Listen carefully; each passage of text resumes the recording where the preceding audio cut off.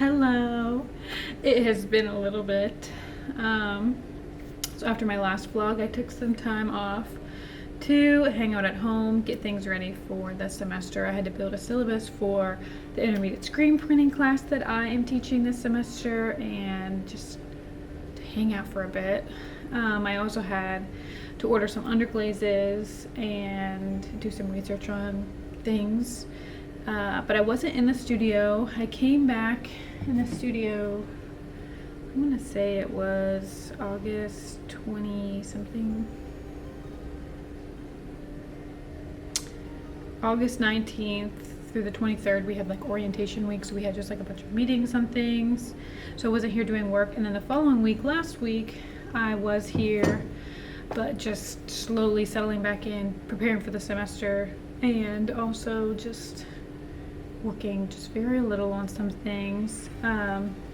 This week I've been in the studio every day except for Monday because it was Labor Day, but I remade some broken ceramic pieces and did some glaze tests to figure out what glaze recipes or like mixing these underglazes together to get the colors I want for some of my floor pieces. I have one that was collected in the grass, so I want it to be kind of like a warmish green color with a clear glaze over top of it. And then I have two that were collected on the sidewalk. So those will be kind of like a soft, warmish gray color is what I'm thinking and what I'm hoping for. And I think the colors that I got will work well for that. These are some of them. I got like two different yellows, a gray, two different greens. I really like this one. I think this one's called avocado.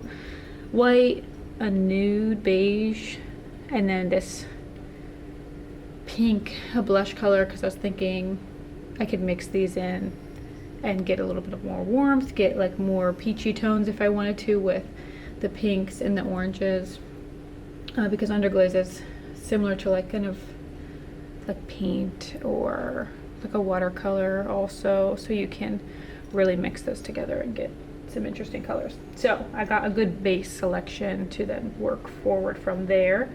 Today I am remaking some pieces and making some more pieces.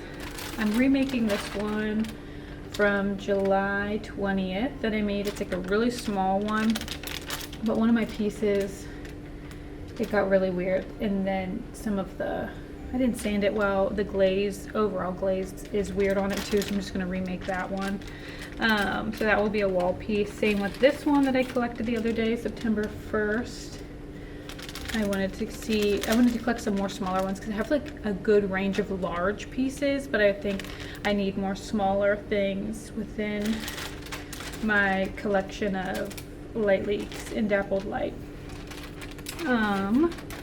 I remade some ones that just broke through the process of things, like just sanding or what's it called? Just in the bisqueware stage, because they're so fragile. They just broke, or some that I just forgot. I literally straight up forgot to make. So I have 4 pieces that are in low fire clay and then 2 pieces that are in a mid fire clay. This is from my Eclipse ones over here that are already bisque fired. And then these other ones, they just broke in the bisque stage. And then this one, I just straight up forgot. I just never traced it. I traced it for my stencils in here, and I never made it. So that one was just forgotten. But the other ones, these 3 were broken, and this one was forgotten, and this one was broken. So I don't understand how it happened, but it did happen, and that's fine. I'm also probably going to start sanding all of these pieces like I did for other pieces, because these are really scraggly edges. They're just so fragile in the greenware stage that I don't really kind of clean up the edges when they are drying out like this, because I have had so many casualties, and it's just easier to sand them post firing, the first fire.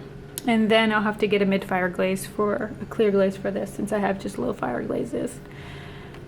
That is what I'm thinking so far. And then I need to collect some more drawings and start installing them on the ground and seeing different height ranges that I would like. So I'm gonna have to make like some little blocks or something to put underneath all of these floor pieces, because I don't want them to sit directly on the floor. I want them to have some space, and I have to kind of work through what system that will be, which is fine. That I think is easy compared to everything else. So just making like cutting up little blocks, or I don't know, I feel like blocks would be the most, like little wood blocks would be the most cost effective, most efficient thing to like make, and just like cut a bunch of the ones the same size.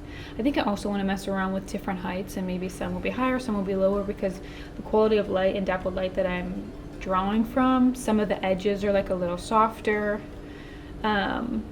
You know, it's not always like a really sharp shape, so I think having some more variety could speak to the depth of light, and like if it is higher, the shadow that it will leave on the ground is also going to be like softer, and if it's closer to the ground, it's going to have a sharper shadow. So thinking about that. Yeah, it's a rainy day. I think I'll be sitting in the patio sanding and doing all kinds of fun stuff, but it's just like thunderstormy, rainy day, which is nice because it hasn't rained in a bit, I feel. But anyway, thank you for tuning in. Sorry for the hiatus. I'm gonna be on it. I'm gonna be in the studio working and doing stuff, preparing for thesis. And then also I've been doing a lot of things with applying to shows, submitting proposals for exhibitions, and looking for jobs for when I graduate in the spring. My hair's doing something crazy, but that's fine. So yeah, my life, it feels a little chaotic and overwhelming because there's a lot of unknowns, and it's exciting, but also just like it's exhausting, but it's fine. We will work through it and everything will work out the way it's supposed to, and it will be great. Anyway, thank you for tuning in.